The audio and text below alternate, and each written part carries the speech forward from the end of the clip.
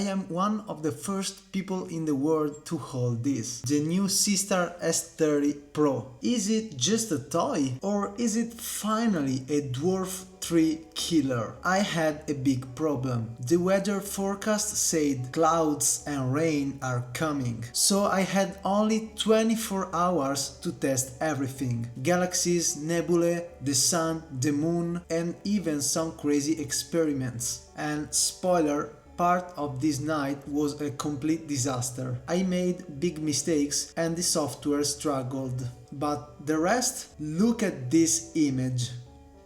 This is incredible, and it was taken in only about 50 minutes of imaging. So let's see exactly what happened in my first 24 hours with the Seestar S30 Pro. Let's start with daytime test. First target, the sun. As you saw on my previous video, when I unboxed my Seestar S30 Pro, the weather was sunny, so I charged it, and after that I went outside to shot the sun. Solar activity was very quiet these days, so there wasn't much to see. However, I managed to capture some small, weak sunspots. The contrast is good and it was super easy to find. But then, the same night, I shot the moon. Guys, honestly, the moon came out divinely. The sharpness is amazing for such a small lens. It's a huge step up from what I expected. So it was a great start, but the real challenge here is the deep sky.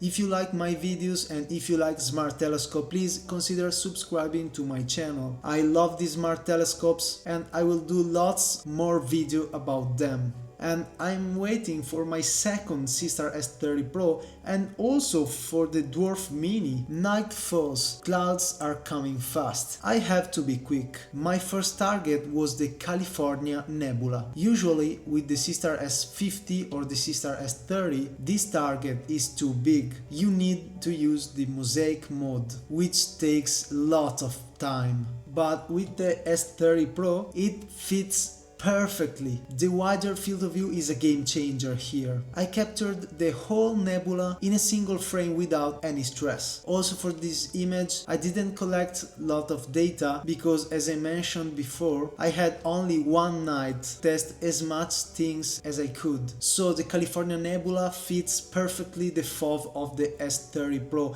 and that's amazing, guys. That's amazing.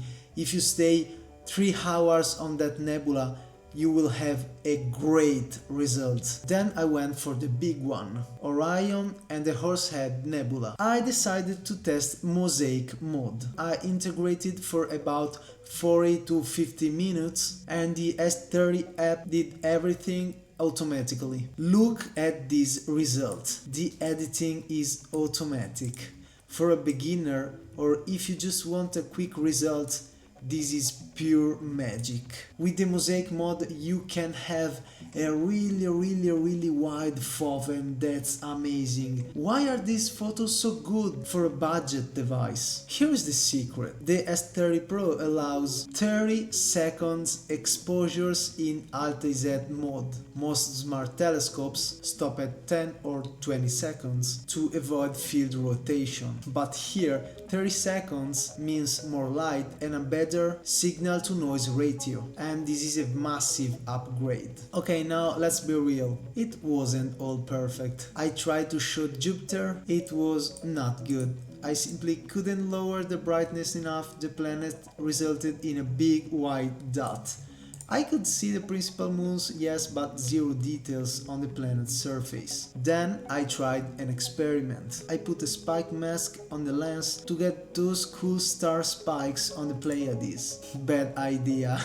The Seestar software thought the spikes were star trails and rejected the images. It refuses to stack. So I tried manual mode, but later when I stacked them in serial, the diffraction was terrible and the image was unusable. Plus, I was too close to a street lamp, so lesson learned, don't use spike masks on this telescope. I also tried the Galaxies M81 and M82. They are decent, but not really good.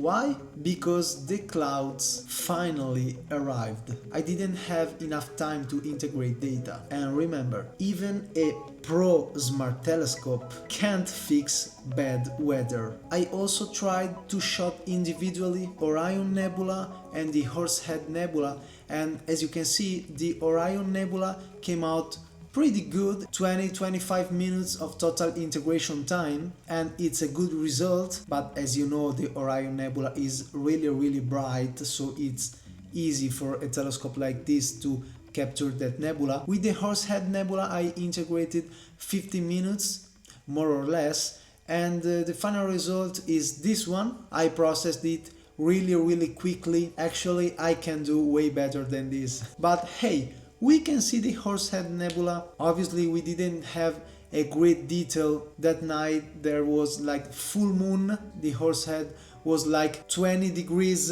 distant from a street light, so terrible condition, guys, really terrible conditions for this shot. So that's not terrible at all, it's usable. And obviously I will go up at the mountains like I did with the Seestar S30 base model, and I will do the same test with this one. So light pollution here in Pianura Padana versus a dark sky in the mountains. But this telescope here really amazing. If I had to say a thing, I don't know if I like or not the design of this telescope, because it's completely different from the S30 base model, and I don't know, yeah, maybe they want to make it cheaper or more convenient to ZWO, to Seestar, because they used the same plastic, everything is the same.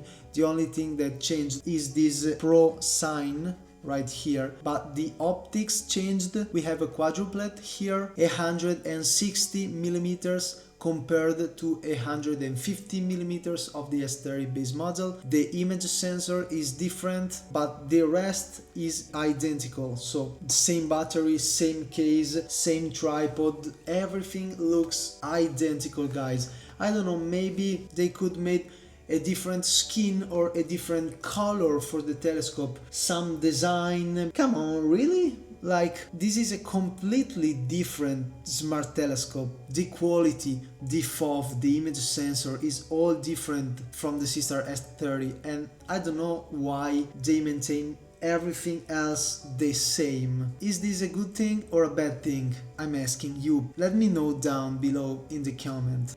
I don't know, but I like it because I can use 20-second exposures with this tripod, so 20 seconds are way better than 10 seconds. It's double, so I really like that feature. Finally we have a Seestar with Alt-AZ mode, and it gets shot more than 10 seconds. And I hope they fix the bug, the issue with the app and the equatorial mode of this telescope, because it's really annoying. Please, ZWO, do something with the software. People like me who want to make post-processing with a PC with serial and want to make that 60-second shot, we have to be able to polar align this Seestar with the app. We really need it, so please listen to me. We all need these things, so please listen to me. So the verdict: is the S30 Pro worth it? Despite my failures with Jupiter and the spike mask, the answer is yes. The wide field of view is fantastic. The app's Mosaic processing is crazy good. Seeing the Horsehead Nebula pop up on my screen in minutes was priceless. Is this better than the Dwarf 3?